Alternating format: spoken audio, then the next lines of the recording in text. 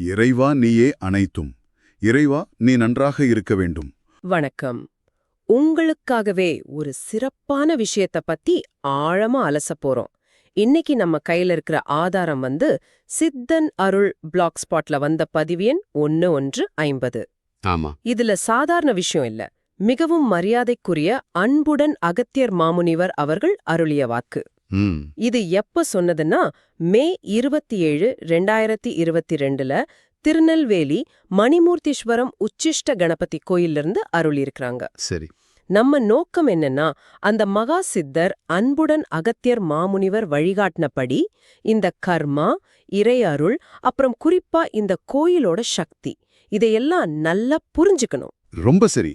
ஆரம்பத்திலே பாருங்க, அன்புடன் அகத்தியர் மாமுனிவர் அவர்கள் ஒரு முக்கியமான விஷயத்த சொல்றாங்க. இந்த கலியுகத்துல மனுஷங்க ஏன் முன்னேற முடியல? அதுக்கு காரணம் நம்ம கர்மாக்களோட சுமைதான். ஓஹோ. குறிப்பா சொல்றாங்க அஷ்டமா கர்மாக்கள்னு, அதாவது 8 விதமான பெரிய பாவ வினைகள். 8 விதமா? ஆமா, இதுதான் நம்ம முன்னேற்றத்தையும் நம்ம மன அமைதியையும் தடுக்குதுன்னு சொல்றாங்க. ஆமா, அவங்க சொல்றத கேட்டா இந்த அஷ்டம கர்மாக்கள் இருந்தா ஒருத்தர் எவ்வளவுதான் கஷ்டப்பட்டாலும் மேல வரவே முடியாது, நிம்மதியே இருக்காது, அப்படிதானே? அதேதான். ஏதோ ஒரு தடை, கண்ணுக்கு தெரியாத ஒரு தடை. இங்கேதான் ஒரு கொஞ்சம் அதிர்ச்சியான ஆனா ரொம்ப முக்கியமான விஷயத்த அன்புடன் அகத்தியர் மாமுனிவர் அவர்கள் சொல்றாங்க. இந்த 8 கர்மாக்களோட நீங்க வேற எந்த புண்ணிய ஸ்தலத்துக்கு போனாலும் பெருசா பலன் கிடைக்காதாம். அப்படியா? அவங்க வார்த்தையிலே சொன்னா, எத்திருத்தலத்திற்குச் சென்றாலும் ஒன்றும் செய்ய இயலாது, கஷ்டம் அதிகமாகுமே தவிர குறையாதுன்ற மாதிரி சொல்றாங்க. அட கடவுளே, அப்போ இதுக்கு வழியே இல்லையா? இந்த கர்மாவோட தான் வாழணுமா அப்படின்னு தோணுதே. இல்ல, அங்கதான் அன்புடன் அகத்தியர் மாமுனிவர் அவர்கள் ஒரு வழியை காட்டுறாங்க. இந்த குறிப்பிட்ட மணிமூர்த்தீஸ்வரம் உச்சிஷ்ட கணபதி கோயில் இருக்கு இல்லையா? ஆமா. அதோட சக்திய ரொம்ப அழுத்தமா சொல்றாங்க. இத்திருத்தலத்திற்கு வந்து கொண்டே சென்று கொண்டிருந்தால் அஷ்ட கர்மாக்களை அழிக்க முடியும்னு ஒரு உறுதிமொழி கொடுக்கறாங்க. ஆஹா, இது சாதாரண விஷயம் இல்லையே. கர்மா, அதுவும் அஷ்டமா கர்மாக்களையே அழிக்கிற ஒரு தலம் இதுன்னு சொல்றாங்க. ஆனா இதுல ஒரு சின்ன விஷயம் இருக்கு. என்னது? நாம நினைச்ச உடனே எல்லாரும் அங்க போயிட முடியுமா அப்படின்னா இல்ல. அந்த பிள்ளையாரோட, அதாவது உச்சிஷ்ட கணபதியோட அழைப்பும் அவரோட கருணையும் வேணும். ஓ, அவர் கூப்பிடணுமா? ஆமாம். அன்புடன் அகத்தியர் மாமுனிவர் சொல்றாங்க, இவன் அருள் இல்லாமல் நிச்சயம் இங்கு வர முடியாதுன்னு. இன்னும் சொல்ல போனா, நல்லவங்க புண்ணியம் செஞ்சவங்க மட்டும்தான் அவரால அழைக்கப்படுறாங்க, அவங்க தான் வர முடியும்னு கூட சொல்றாங்க. இந்த கர்மாங்கிறது ஏதோ இந்த ஜென்மத்துல செஞ்சது மட்டும் இல்ல பாருங்க, பல ஜென்மங்களோட தொடர்ச்சி. வரலாற்று ரீதியாவும் இந்த கோயிலுக்கு அவ்வளோ முக்கியத்துவம் இருக்குன்னு அன்புடன் அகத்தியர் மாமுனிவர் அவர்கள் சொல்றாங்க இல்லையா? ஆமா, சாதாரண ஆளுங்க இல்ல. பாண்டிய மன்னன் நெடுஞ்செழியன், அப்புறம் வீரபாண்டிய கட்டபொம்மன், இவங்க மாதிரி பெரிய அரசர்களே இங்க பலனடைஞ்சிருக்காங்க. அடேங்கப்பா, அரசர்களே வந்திருக்காங்களா? இதுவே அந்த கோயிலோட பழமையும் அதோட சக்தியும் காட்டுது இல்லையா? அதுல அந்த பாண்டிய மன்னன் கதை அன்புடன் அகத்தியர் மாமுனிவர் அவங்க சொல்றது உண்மையிலேயே மெய்சில் இருக்க வைக்குது. சொல்லுங்க, கேப்போம். ஒரு போர்ல தோத்து போய் ரொம்ப மனசொடைஞ்சு நிக்கிறாரு பாண்டிய மன்னன். அப்போ ஒரு ரிஷி பல கோயில்களுக்கு போகச் சொல்றாரு, ஆனா எங்க போனாலும் பலன் கிடைக்கல. அப்போ சிவனே மன்னனோட கனவுல சொல்றாராம், அன்புடன் அகத்தியர் மாமுனிவர் வாக்குப்படி உங்ககிட்ட சில கடுமையான கர்மா இருக்கு, அதை நீக்கணும்னா மணிமூர்த்தீஸ்வரம் உச்சிஷ்ட கணபதி கிட்ட போ, அங்க தங்கி மனமுருகி கும்பிடு, உன் கர்மா நீங்கும், அப்புறம் நீ ஜெயிப்ப, உன் புகழ் எப்பவும் நிலைச்சு நிக்கும் அப்படின்னு வழிகாட்டுனதா சொல்றாங்க. ஆஹா, சிவனே வழிகாட்டினாரா? ஆமா, அப்படியே இந்த மண்ணு இங்க வழிபட்டு கர்மா நீங்கி வெற்றியும் பெற்று இன்னைக்கும் அவர் பேர் சரித்திரத்துல நிக்குதுன்னா பாருங்களேன். இதுவே போதுமே. இந்த கோயில் வெறும் கோயில் இல்ல, கர்மாவை அறுக்கிற ஒரு சக்தி மையம்னு புரியுது. பிள்ளையாரே நேர்ல ஆசிர்வதிச்சாருன்னு கூட அன்புடன் அகத்தியர் மாமுனிவர் சொல்றாங்க. மிகச்சரி. இந்த கதை உன்னே போதும். உண்மையா நம்பிக்கையோட வர்றவங்களுக்கு என்ன கிடைக்கும்னு காட்டுது. இறைவனே வழிகாட்டியிருக்கார். இதை விட ஆச்சரியமான விஷயம் இந்த இடத்துக்கும் சித்தர்களுக்கும் இருக்கிற தொடர்பு. கேட்கவே எப்படி இருக்கு பாருங்க. ஆமா, மிகவும் மரியாதைக்குரிய அன்புடன் அகத்தியர் மாமுனிவர் அவர்களே என்ன சொல்றாங்க தெரியுமா? யானும் இங்கு பல தடவை வந்துட்டேன்னு. அடேங்கப்பா. நினைச்சு பாருங்க, அகத்திய பெருமானே பல தடவை வந்த இடம் இது. அது மட்டும் இல்ல, பல சித்தர்களும் இங்க சென்று கொண்டுதான் இருக்கின்றார்கள், மறைமுகமாக அப்படின்னு சொல்றாங்க. மறைமுகமாகவா? ஆமா, அந்த இடத்தோட சூட்ச்ம சக்தி அப்படி இருக்கு. இது சாதாரண தகவல் இல்ல. கலியுகத்துல சித்தர்களோட முக்கியமான வேலை என்ன? என்ன? நல்லவங்கள மேல கொண்டு வர்றது. இது மாதிரி ரொம்ப பழமையான சக்தி வாய்ந்த ஆனா மறைஞ்சு போன கோயில்களை எல்லாம் வெளிக்கொண்டு வர்றது, அதை சரி பண்றது, அதன் மூலமா மக்களுக்கு வழிகாட்டுறது. இங்க அன்புடன் அகத்தியர் மாமுனிவர் ஒரு பெரிய பரிசையும் சொல்றாங்க. கேட்கறதுக்கே பிரமிப்பா இருக்கு. என்ன பரிசு? அஷ்ட கர்மாக்களை நீக்கினால் அஷ்ட சித்துக்களை பெறலாம், இவ் கணபதியை கொடுப்பான். என்னது? அஷ்ட சித்துக்களா? ஆமா, அந்த 8 பெரிய தடைகளை நீக்கினா 8 மகா சக்திகளை ஆற்றல்களை இந்த கணபதியே தருவாராம். எவ்ளோ பெரிய வாக்கு பாருங்க. உண்மையிலே பிரமிப்பா இருக்கு.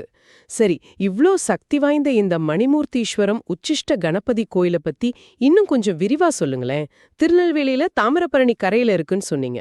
ஆமா, முதல்ல ஆசியாவிலேயே உச்சிஷ்ட கணபதிய மூலவரா வச்சிருக்கிற மிகப்பெரிய விநாயகர் கோயில் இதுதான். அப்படியா? சுமார் 1000 வருஷத்துக்கு மேல பழமையானது. கிட்டத்தட்ட 1 ஏக்கர்ல 5 நிலை ராஜகோபுரம், நிறைய மண்டபங்கள், 3 பிரகாரம், கொடிமரம்னு ரொம்ப பிரம்மாண்டமா இருக்கு. தாமிரபரணி நதி இங்கு வடக்கு பார்த்து ஓடுது. அதுக்கு உத்தரவாகினின்னு பேரு. அது ஒரு விசேஷம். கோயில் பக்கத்திலேயே பைரவ தீர்த்தம்னு ஒரு இடம் இருக்கு. அங்க குளிச்சா தோஷம் போகும்னு நம்பிக்கை. மூலவர் எப்படி இருப்பாரு? ஏதோ ரொம்ப விசேஷமான கோலம்னு சொன்னாங்களே. ஆமா, இங்கு மூலவர் ஸ்ரீ உச்சிஷ்ட கணபதி. அவரோட இடது மடியில ஸ்ரீ நீலவாணின்ற தேவிய வச்சிருக்காரு. இந்த நீலவாணி லக்ஷ்மி, துர்கே, சரஸ்வதி 3 பேரோட அம்சம்னு சொல்றாங்க. ஓஹோ. யோக நிலையில 4 கையோட காட்சி தராரு. அவரை பார்க்கறதே பெரிய பாக்கியம்.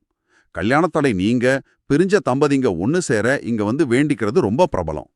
தேங்காய் மாலையும் தேன் கலந்த மாதுளை மாலையும் சாத்தி கும்பிடுறது விசேஷம். வருஷத்துல ஒரு நாள் சூரியனே அவரை வழிபடுவாராமே. உண்மைதான். ஒவ்வொரு வருஷமும் சித்திரை மாசம் 1 தேதி சூரியனோட ஒளி நேரா கருவறைக்குள்ள மூலவர் மேல விழும். அது பார்க்க கண்கொள்ளா காட்சி.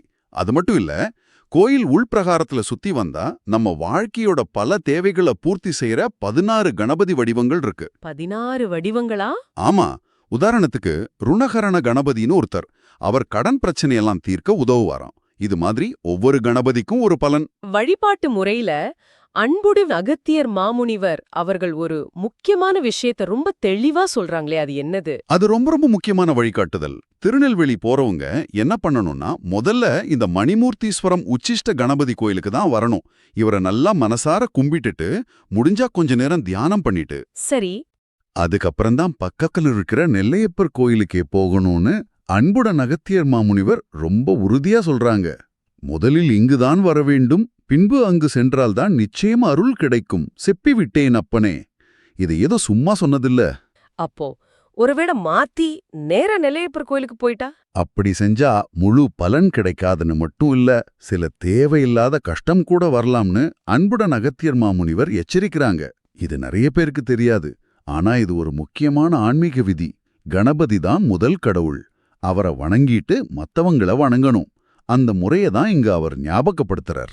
ஒரு பக்கம் எப்படி நல்ல வழிய காட்டுறாங்க, இன்னொரு பக்கம் அன்புடன் அகத்தியர் மாமுனிவர் அவர்கள் ஒரு கடுமையான எச்சரிக்கையும் கொடுக்கறாங்கல்ல. ஆமாம், இது இப்போ இருக்கிற காலத்துக்கு ரொம்ப தேவையான எச்சரிக்கை. கலியுகத்துல சித்தர்களோட பேரை சொல்லி, குறிப்பா அகத்தியர் பேரை சொல்லி மக்களை ஏமாத்தி காசு பாக்குற போலி சாமியாருங்க, போலி குருமாருங்க நிறைய பேர் வந்துட்டாங்களாம். ஆமா, கேள்விப்படுறோம். அவர் ரொம்ப வேதனையோட சொல்றாங்க, அகத்தியன் எதையென்று கூற சித்தர்கள் பெயரைச் சொல்லியும் ஏமாற்றி பிழைப்பு நடத்தி கொண்டிருக்கின்றார்கள்னு. சித்தர்களோட உண்மையான நோக்கம் என்ன? இது மாதிரி பழமையான சக்தி வாய்ந்த மறைஞ்சிருக்கிற கோயில்களை வெளிக்கொண்டு அதோட சக்தியை மக்களுக்கு கொடுக்கறது தான். சும்மா ஆளுக்கு ஒரு புது கோயிலை கட்டி காசு பண்றது இல்லைன்னு தெளிவா சொல்றாங்க. இத கேட்டுக்கிட்டு இருக்கிற உங்களுக்கு இது ஏன் முக்கியம்னு கொஞ்சம் யோசிங்க. உண்மையான ஆன்மீக வழிகாட்டுதல் கிடைக்கிறது எவ்ளோ கஷ்டமா இருக்கு இப்போ. அப்படி இருக்கும்போது அன்புடன் அகத்தியர் மாமுனிவர் மாதிரி ஒரு மகா சித்தரே நேரடியா ஒரு கோயில சொல்லி அதோட சக்திய சொல்லி எப்படி வழிபடணும், என்ன பலனுன்னு இவ்ளோ தெளிவா சொல்லியிருக்காங்கன்னா அதோட முக்கியத்துவத்தை நம்ம புரிஞ்சுக்கணும். உங்க கர்மாவையெல்லாம் போக்கி வாழ்க்கையில முன்னேற சரியான இடத்தையும் முறையும் தெரிஞ்சுக்கிறது எவ்ளோ முக்கியம். இது அன்புடன் அகத்தியர் மாமுனிவர் அவர்களால நமக்கு கிடைச்ச பெரிய வாய்ப்பு. அந்த வாய்ப்பை நம்ம பயன்படுத்திக்கிட்டா நமக்கு நிச்சயம் நல்லது நடக்கும்னு அன்புடன் அகத்தியர் மாமுனிவர் அவர்கள் ஒரு உறுதியான வாக்கும் கொடுக்கறாங்க. நல்மனதாக இங்கு வருபவர்களுக்கு நிச்சயம் வாழ்வில் அப்பனே மாற்றம் உண்டு அப்படின்னு சத்தியம் பண்றாங்க. ஆனா இதுல ஒரு முக்கியமான கண்டிஷன் இருக்கு. சும்மா ஒரு தடவை 2 தடவை போயிட்டு ஒன்னும் நடக்கலையேன்னு நினைக்க கூடாதா? அவர் திரும்ப திரும்ப சொல்றது என்னன்னா, ஓர் முறை இருமுறை அல்ல, பலமுறை வந்தடைய வேண்டும். பலமுறை போணுமா? ஆமா, உண்மையான நம்பிக்கையோட விடாம தொடர்ந்துங்க போய் கும்பிட்டாதான் முழு பலன் கிடைக்கும். அப்போ மிகவும் மரியாதைக்குரிய அன்புடன் அகத்தியர் மாமுனிவர் அவர்களின் இந்த வழிகாட்டுதலை ஏத்துக்கிட்டு நீங்க எல்லாரும் இந்த அற்புதமான மணிமூர்த்தீஸ்வரம் உஷிஷ்ட கணபதி கோயிலுக்கு கண்டிப்பா போகணும். போய் அந்த மகா கணபதிய தரிசனம் பண்ணி அவரோட அருளை பெறணும்னு நாங்க உங்களை ரொம்ப கேட்டுக்கிறோம். இது வெறும் கோயில் தரிசனம் இல்ல, உங்க வாழ்க்கை தடைகளை நீக்க, கர்மாவை குறைக்க அன்புடன் அகத்தியர் மாமுனிவர் அவர்களே காட்டின வழி இது. அதோட நிக்க கூடாது. இன்னொரு முக்கியமான விஷயம், இந்த செய்தியை மத்தவங்களுக்கும் கொண்டு சேர்க்கணும்னு ரொம்ப வலியுறுத்துறாங்க. இது ரொம்ப ரொம்ப முக்கியம். ஆமா. உங்க வாட்ஸ்அப் குரூப், ஃபேஸ்புக், யூடியூப்னு உங்களுக்கு தெரிஞ்ச எல்லா இடத்துலயும் அதை பகிருங்க. ஏன் பகிரணும்? ஏன்னா இந்த செய்தியை ஷேர் பண்றதே ஒரு பெரிய புண்ணியமா. மத்தவங்களும் அவங்க கர்மாவை நீக்கி வாழ்க்கையில உயர வழிகாட்டுறது. இது சித்தர்களோட நோக்கமான நல்லோரை உயர்த்துவதுன்ற பெரிய வேலையில நாமளும் பங்கெடுத்துக்கிற மாதிரி. பரவாயில்லையே, ஷேர் பண்றதே புண்ணியமா? ஆமா, இந்த தகவலை பரப்புங்க. அதுவே நீங்க செய்யற ஒரு பெரிய சேவை. அன்புடன் அகத்தியர் மாமுனிவர் அவங்களுக்கே செய்யற சேவையா கூட நினைக்கலாம். கடைசியா உங்களை யோசிக்க வைக்க ஒரு கேள்வி. அன்புடன் அகத்தியர் மாமுனிவர் அவர்கள் சொல்றாங்க இல்லையா, இது மாதிரி இன்னும் நிறைய சக்தி வாய்ந்த கோயில்கள் வெளியில தெரியாம மறைஞ்சிருக்குன்னு, இன்னும் பல திருத்தலங்கள் ஒளிந்து கொண்டிருக்கின்றன. ஆமா. அப்போ வேற எந்த மாதிரி பழமையான சக்தி மையங்கள் இது மாதிரி சித்தர்களோட வழிகாட்டுதலுக்காகவும் நாம தேடி போறதுக்காகவும் காத்துக்கிட்டு இருக்கு? இந்த உஷிஷ்ட கணபதி கோயில் மாதிரி சித்தர்கள் காட்டின இடங்களுக்கு போறதும் அதோட மகிமைய மத்தவங்களுக்கு சொல்றதும் இன்னும் மறைஞ்சிருக்கிற அந்த மாதிரி இடங்கள் வெளிப்படுறதுக்கு நம்மள எப்படி தயார்படுத்தும்? இத கொஞ்சம் யோசிச்சு பாருங்க. இந்த ஆழமான பார்வைக்கு காரணமாயிருந்த அன்புடன் அகத்தியர் மாமுனிவர் அவர்களின் இந்த விலைமதிக்க முடியாத வாக்க தொகுத்து கொடுத்த சித்தன அருள் வலைப்பதிவுக்கும் இந்த தகவலை கேட்ட உங்களுக்கும் எங்களோட மனமார்ந்த நன்றி. மீண்டும் இன்னொரு நல்ல தகவலோட உங்களை சந்திக்கிறோம். நன்றி. ஓம் அன்னை ஸ்ரீ லோபாமுத்ரா உடனுரை தந்தை அகத்திய மாமுனிவர் திருவடிகளில் சமர்ப்பணம். சர்வம் சிவார்ப்பணம்.